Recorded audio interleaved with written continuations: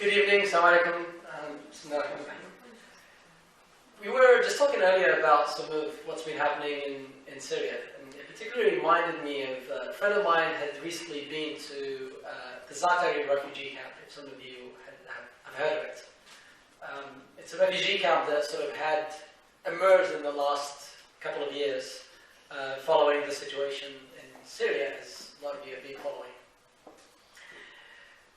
And it's currently the second largest city in Jordan after Amman. I can't remember the population, but I think it's about 200,000 if I recall, 110,000. And so my friend was telling me about what happened at the refugee camp. And she'd been writing about the situation there and documenting it and taking pictures and other things. And I'm not able to sort of describe just really how bad it is. And I think a lot of us would struggle to understand what it means to be, tonight you're sitting in your nice warm home, and the day after, all you can do is pick up, a small duffel bag and head across the border to the next country, that be it Jordan or, or Lebanon or Turkey, and that's all you carry with you. And one of the stories she told me was the story of one of the problems in the refugee camps is what they call WASH. WASH stands for, it's a sort of a department as part of the UN that looks after water, sanitation, and hygiene. So these are the guys that set up these wash stations, which basically are water holes, right? So you can take water and take it to the family, and they have communal toilets and so forth. And what one gentleman had done is that in the middle of the night, he'd gone, and these are like really the scarcest resources, right? You can imagine in the middle of the desert, and it's a tent city, and you have only a few places where you can go to the toilet and have a shower and get water. And he basically took a hammer and he broke one of these wash stations, which served a lot of people. And for most of us that sounds incredibly horrible. He did not consider the conditions of all the people around him. It turned out the reason he did it was quite deep for him. And essentially what he wanted to do, when he took the bricks, he went next to his tent and he built this little sort of yard where his wife could sort of probably hang the clothing and so forth. And I sort of linked it to the sort of Syrian culture and Syrian houses, which are quite grandiose and have a nice courtyard and so forth. And that's what he did. For him, it was a way of regaining his dignity, right? But for a lot of us, it's very difficult to understand. Why would you break the place where people get water? But to him, that's what he was trying to regain. And the reason I tell you that story is because people lose a lot when they end up in these situations, right? The situation is horrible as it is, and people try to do whatever they can to rebuild their lives. And that's why I'm really glad that we have this discussion today, because I spend a lot of time working in education, and I've been talking to friends about how are these kids getting education? Are they going to schools? I'm trying to set up schools in the refugee camps, and it's very politically complicated. As a matter of fact, I connected them to them all to get some advice. But there are lots of other things that people lose as they do that. You not only lose your family, but you've lost your entire life. And just, if you close your eyes for a second and imagine suddenly tomorrow, you literally had to, pick up a bag and, get on the boat to Calais. You don't speak the language, at least in this case, a lot of them do, but in Turkey they don't. And just imagine what that life would be like. You have nothing. Whatever you did have at home, you just suddenly don't have. And I'm really glad, because Bidna Capoeira, which Bidna, the Arabic part means we want. We would like some capoeira. That's the kind of work they do. So they use play and capoeira as a dance and sort of a form of, and as a martial art, to give kids a lot of the stuff they lost. And I don't want to talk too much about that, because that's where Omar will cover it, inshallah. So, to have that conversation, we have with us Omar Chowdhury. Thanks for joining us. Who is the co-founder and executive director of Bidna Capoeira. It's an international charity using the unique Brazilian art form of capoeira. Some of you possibly have seen what it looks like. I hear there might be a demonstration. We could rope some people in. She founded social capoeira programs in Palestine and Syria, in the Syrian refugee camps. Omar is a first generation born to immigrant parents from Bangladesh. She has a master's degree in Near and Middle Eastern Studies, speaks Arabic, Hindi, Bengali, as well as her native English. She is a keen sportswoman, as well as Playing capoeira, she is a kickboxer, climber, and gym goer. So I'm not gonna. I was gonna ask her difficult questions, but now I changed my mind. Emma has been recognized for her humanitarian and development work by the Asian Women of Achievement Awards and Ubuntu Women's Awards. She is a guest lecturer on humanitarian and development issues and speaks on the wider issues surrounding young people, conflict and vital place and mental health, as well as being through sports. In these contexts. Bidna Capoeira's work is frequently covered in international media. So we're really glad to have Umar with us to tell us about Bidna Capoeira's work.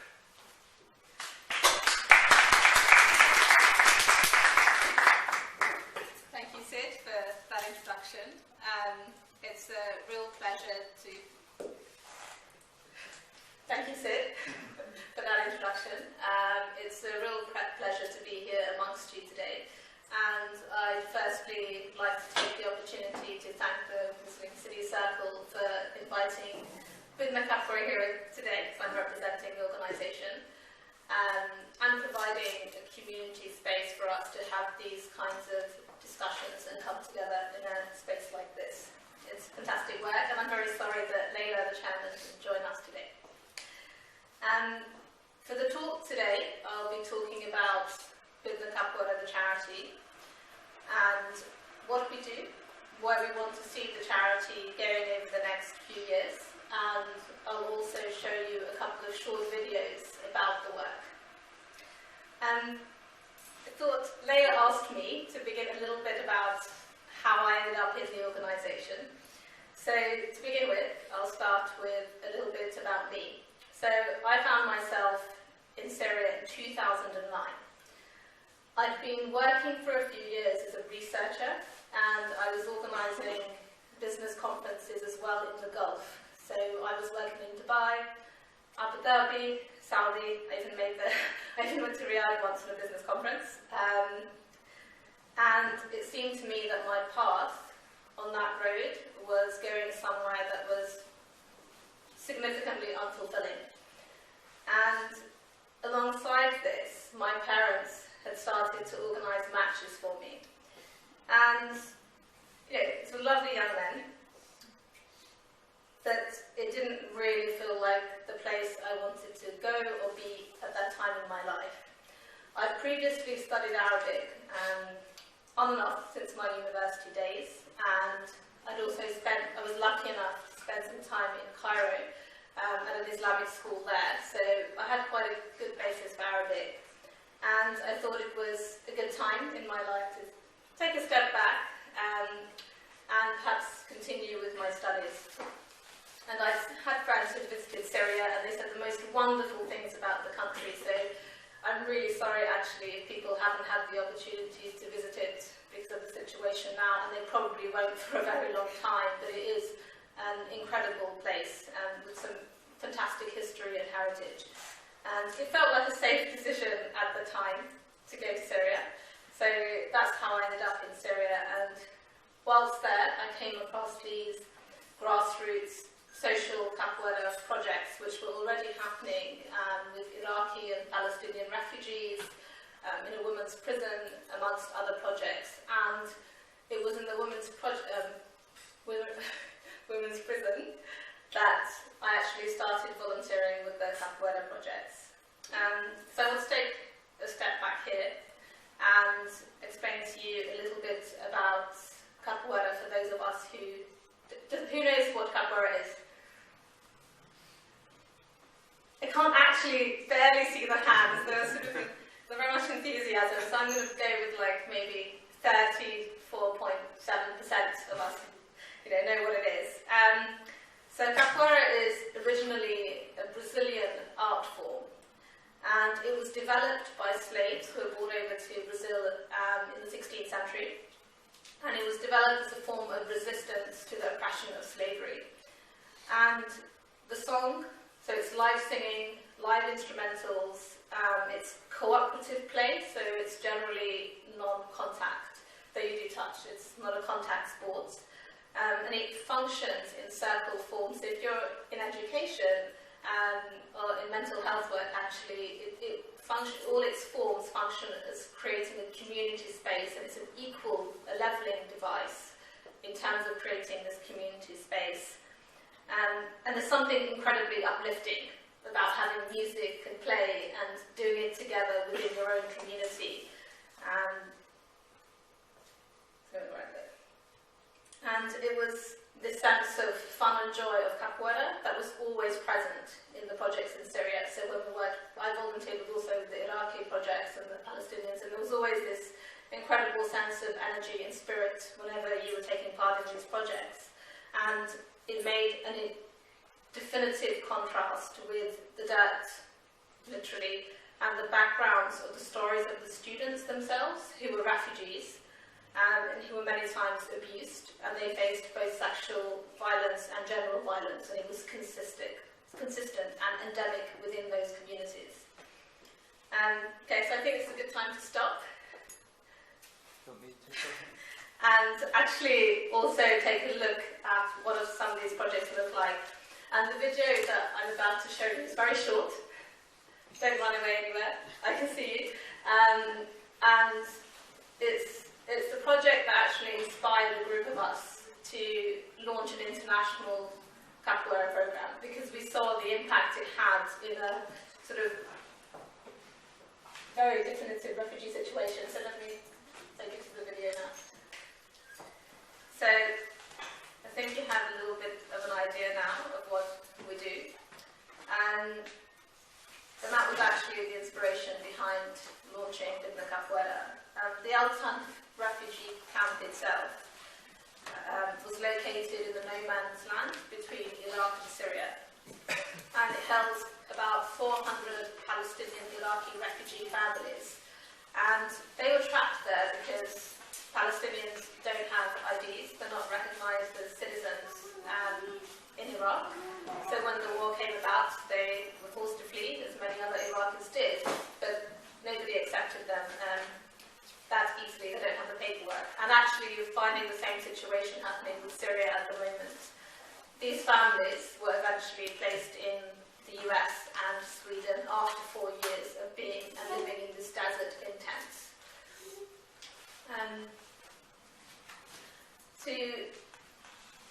We're now working, I won't show you the next video, I'll show you the next, we're now working in Syria, and there's a lot of comparison between this project and the lives of the children that we work with now in the midst of the war in Syria. We're working in the north of Syria, in an area called Raqqa, and we also work in Damascus. And in the north, if you know about what's happening in Syria at the moment, I'm sure you do, there's a lot of different groups and different factions who control the country. And in the north, where we work, the Islamic State of Iraq and the Levant is in the ascendance. So this is quite a, how should we say, quite an extreme group in terms of how it's deploying its power in the region. One of our Syrian trainers, Ahmed, he actually fled to Raqqa last year. He's an internally displaced person, and we employed him to teach there. And he had been training with us in Syria. We trained him up, trained him up since 2007. Over the course of the last year in Raqqa, in Syria, schooling has been minimal, if it's happened at all. It's been heavily disrupted. There have been bread queues, which have lasted for 4 hours or more. Heating oil is scarce, and people are generally freezing, and food is expensive. The influx of foreign fighters has also meant that the local residents, they're having to put up with new laws. And over Ramadan last year, people were being arrested if they were seen eating on the streets. And Amr himself, who was teaching in the capoeira programs, he felt himself personally that his security was being threatened under this new culture that was being created by these political groups, and he felt threatened in terms of deploying and working with these sports and music classes. And when travelling to teach in the classes, he would actually hide his instruments when travelling. We also lost one of our training venues because the owner was afraid that the fighters, of what they would do to him if they found out that he was renting out his venue to have these kinds of activities. On the other hand, the community was incredibly supportive of the capoeira activities and the fact that they had a safe place for their children to go and to learn. And we were invited to take part in the Eid celebrations last year, organising community shows. And it's had a huge impact on the children that we work with. And I wanted to show you a short video of our work in that as well. It's just a minute, 1:30 or something.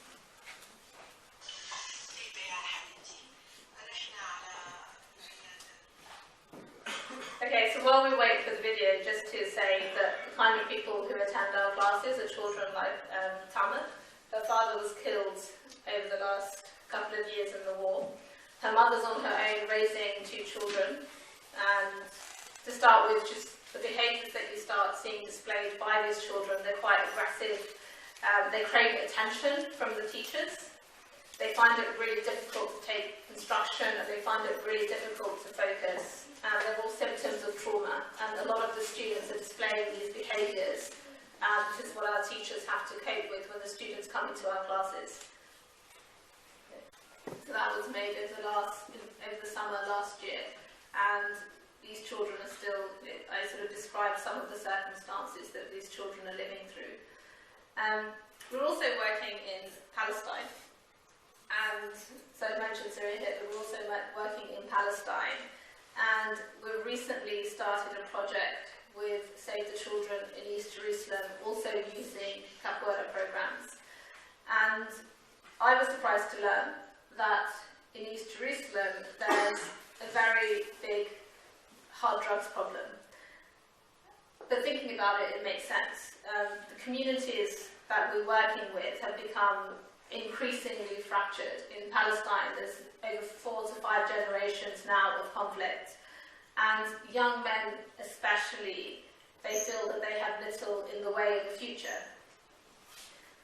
They are unemployed, they have few competitive skills, and the temptation is to go to Israel, where they can get menial jobs as cheap and illegal labour. They can make much more money. These young men would rather join criminal gangs where they can feel accepted, and they have a real sense of power and control as part of these gangs. And there's a lot of anger in people. But in the young, they have no real ways of expressing or dealing with this anger, and it blossoms in dangerous and increasingly self-harming ways.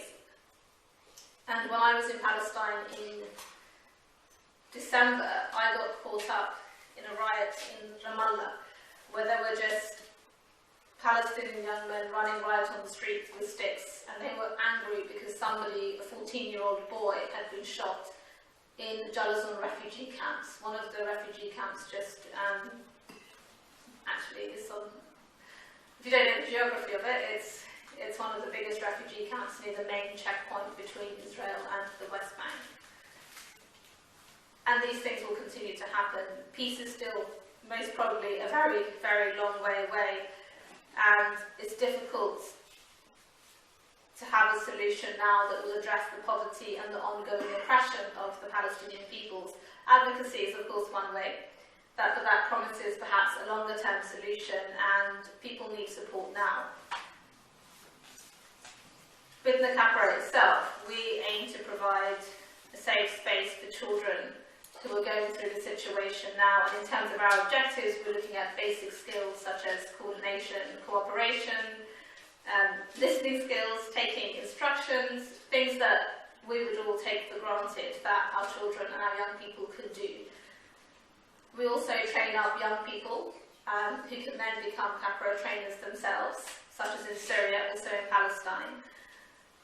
And that helps us increase the skill sets that we're giving back to local communities, and also increasing the reach of our work.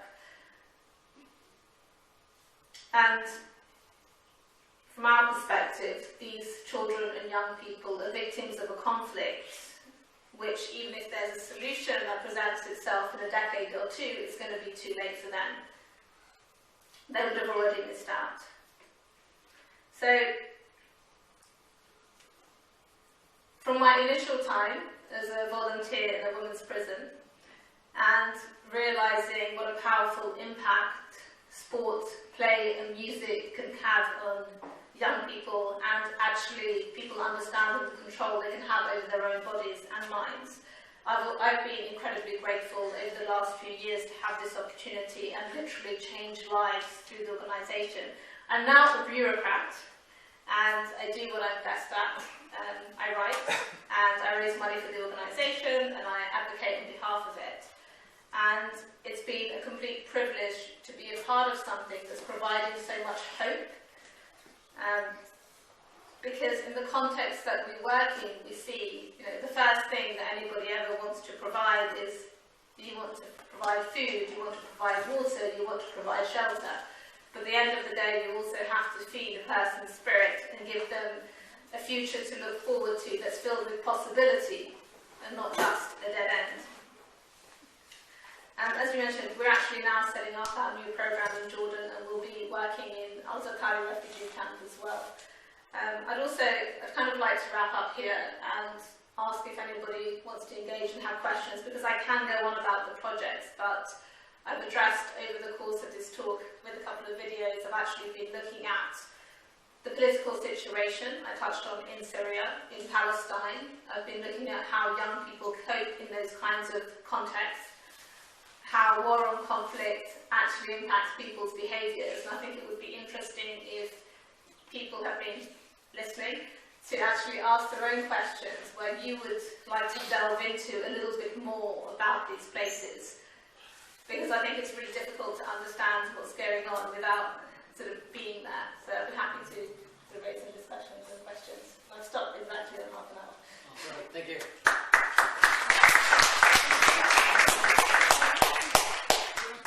Yeah, please go ahead. I wanted to ask you, how do you help? How do you help food and drink or other services that you help them with? We are what is known in the NGO terminology as a psychosocial organisation. So the area that we work in is actually, the areas that we work in are actually more mental health, and that can be related to education. So we don't provide sort of the first fundamental tier of resources, which would be food, water and shelter, but we're looking at providing psychological health support so that people can deal with, often people will have mental health problems because of their situation. So they would have seen, you see people, everyone that we work with has seen people shot, killed, they see extreme amounts of violence, they've fled and lost their homes and family and friends, so they become depressed. And if you're depressed, it's very hard to want to do anything, let alone leave your tent. A lot of the time, women and girls will not be allowed out of the family space, so their education is more likely to be disrupted than a boy's. Boys will, because of the economic situation, they'll be more likely to be drawn into doing labour, sort of picking up bits of money here and there for odd jobs, which means their education also gets disrupted. So having a friendship group, having a space where you can actually be a child or a young person and look at how to deal with the situation that you find yourself in, and actually you're lost, you lose that ability. Capoeira is one way of addressing that. So, do they say anything? Do they express or just dance? I mean, you're saying it's a psychological support. Psychological support, is it just like a relaxation exercise, or you allow them to express their worries and what they went through? Absolutely. So the way Capoeira works is that it uses the circle form, and at the end of every class, people are able to discuss any issues that are relevant to them. We also use a counsellor who will come in and do discussions with the children at points through the classes. And also because of the space and trust that people develop, it's a way of actually accessing knowledge that you wouldn't otherwise have. So we become a first point of access in a way. So you can then address if children have, or people in your classes have issues, or you pick up on something, you can actually pass it on to other organisations who might have different services and facilities. A lot of the time in the situation, do you realise that women, girls, young people, they don't they don't know where to go to for services. So it's a way of passing on information that gets into the community itself. Okay, what are the meanings of the words of the song? I don't speak Portuguese, but they're different songs. So there's some of the songs would address, a lot of the songs are about empowerment. So in terms of looking at, so if you think they came from the origination of slavery, so a lot of them are sort of looking at how people at the time would see sort of the slave owner approaching and to hide, things like going to market to do your shopping, things around the place of women. Does anybody else who plays capoeira would like to explain some of the song lyrics? I can do it, I'm quite good at this.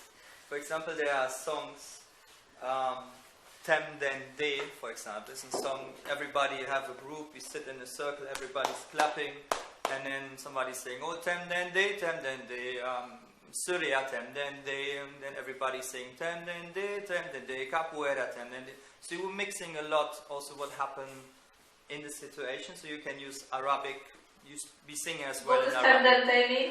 Tem Den De means like, Tem is like I have, Den De is a Brazilian nut, it's a palm oil, use it for cooking, yeah? It gives the food flavor, it's a bit like chili, yeah? So it means, the song, this is what we explain as well, it means like, if you have Den De, it means you have flavor. If you play and you participate, it's a nice game, it has flavor. And then I would say, oh, Tem Den De, and she has flavor. And if you sing this, also this song, you explain about participation. You can use those capoeira songs. They're also about violence, about gender, about actually discussing topics nobody want to talk about. You don't go in a community or you don't go in a refugee camp and say like, you know, there's a problem here, I want to speak about gender violence, or I want to speak about whatever. People just don't want to talk about it because it's a boring topic. But the kids, because they're learning those songs, they learn them in Portuguese, they learn them in Arabic as well, and we have translation, they get homework and so on, so they're coming back, and then you can actually discuss those topics, and this is very important as well. So and this is also where said, the psychosocial counselor also has the role, because you have to lead those discussions and so that they open up in this safe space with friends. Capoeira is a bit like a family. If we always meet here at the same time, imagine we coming always together, so we know each other. Somebody's cooking, so you create this safe space where people find the trust, and then you bring it to another level. If I ask the ladies' question slightly differently, is to what extent are these lyrics sort of appropriate for the Muslim Arab community? So I can be a bit more direct, because actually, like to what extent, I mean, and I think that's what we're trying to get to, right? Like, are these lyrics appropriate for the community that we are talking about here? Are they, you know, you know, you walk around the Middle East or any other place and you see kids, you know, singing, you know, I mean, I spend a lot of time in France and people singing all these songs in English and they're like, really, what are you singing that in front of your daughter? And he's like, what does that mean? Like, you know, I'm not going to explain, but that's something that the question. In terms of the songs that we use, we also provide translations, and we also tend to select songs that would make sense for the cultural situation we're working in. One of the things that we have noticed that young people will do is they will have, you know, the ones in Palestine, for instance, in Syria, they have access to the internet. So then they will actually start going away and researching for themselves. So it opens the door to learning, whether they can choose to what degree or to what point they want to learn a bit more. And also we very much try to localise our project, so we're asking trainers on the ground to research the songs, because you have a plethora of songs, you can choose lots, but so the trainers on the ground will be the ones who actually select and then translate and then choose which ones to teach. Because you don't want to have a model where you come in from outside and you say, it has to be something that people accept, otherwise it just won't work. Can I ask you, so I'll take it back to the audience up there, why capoeira? Why not, you know, people have done football, people have done all sorts of other activities, right? Why capoeira in particular? Not because of right now you guys love it, but why is it this activity that has this effect, or why is it the appropriate activity to achieve the aim that you have in mind? I don't know if you noticed, but at the beginning of my talk, when I was talking about what capoeira is, I actually described it initially as an art form. And I think that is the key, because capoeira combines live music, sports, it can be many, many different things, and it's uniquely non-competitive. And in a situation where you have young people who have a lot of anger, aggression and frustration, and they generally start picking up behaviours like they can't really communicate very well, it's difficult to work with, essentially use music. This is a different debate, but music has a way of reaching out to children and young people who have experienced something they just can't talk about. It has a way of just opening them up and making them join in. So you'll find children who, they won't do anything, they won't join an activity, they won't speak to you. But you start sort of clapping and you have some music and people are singing, and they'll start coming closer to the group. And the way capoeira also works is you have a lead singer, so you might be setting out the first line of the song, and then everybody is expected to join in the chorus, which is very, very simple, so we can all do it, and people can clap, and children start joining in. It's also, because of the way it's non-competitive, you cannot win and you cannot lose. It also enables, for instance, parents to be part of that group. So we've had we have classes where children are obviously brought to the class by the community. The parents, they show up and they'll just stand and join the circle. They'll do a little bit of singing, they'll clap, but then they're part of the group. And I think that those facets that you can actually use different aspects of it, make it unique in the circumstances that we work within.